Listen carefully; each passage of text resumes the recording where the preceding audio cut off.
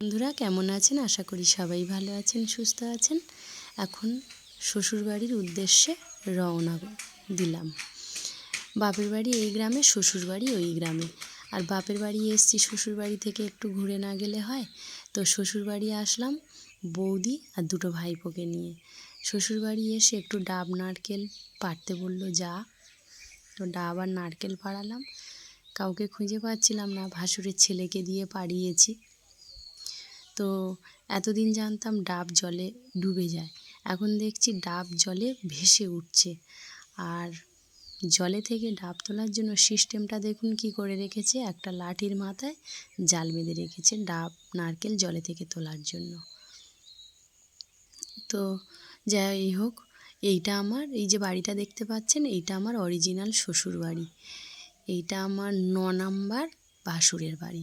৯ number ভাসুরের বাড়ি এই কারণে বললাম, শ্বশুরের 11টা ছেলে মেয়ে, তার মধ্যে আমার বর 11 নাম্বার।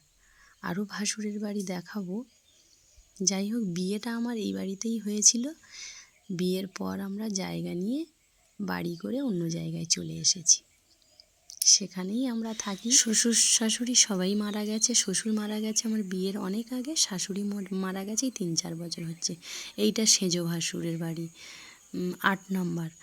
মেয়ে 6টা, ছেলে 5টা, সেই হিসাবে এটা সেজ ভাসুরের বাড়ি। আর সেজ ভাসুর প্রচুর কচু ওল এইসব চাষ করেছে, প্রচুর সবজি চাষ করেছে। দেখুন এই ঘরটাতে ধান ওল কচু বাইক এইসব থাকে আলাদা করে, এই ঘরটা তার জন্য বানানো। ওল কচুগুলো দেখুন কতটা। আর শিবমূর্তি বানিয়েছে দেখুন, লিঙ্গ, শিবলিঙ্গ আমার ভাসুরের মেয়ে ছোটোটা বানিয়েছে, আর বৌমা বড়োটা বানিয়েছে। কি সুন্দর বানিয়েছে।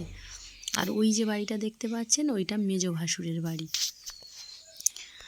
আর ভাসুরের মেয়ে বলল তুমি নারকেলগুলো গোটা নিয়ে যাবে, ছাড়িয়ে নিয়ে যাও বলেও একটা দা জোগাড় করে দিল, ছাড়িয়ে নিয়ে চলে আসলাম। পুকুরগুলোতে দেখুন লাল শাপলা ভরে গেছে। আজকের ভিডিওটা এই পর্যন্ত। সবাই ভালো থাকবেন, সুস্থ থাকবেন।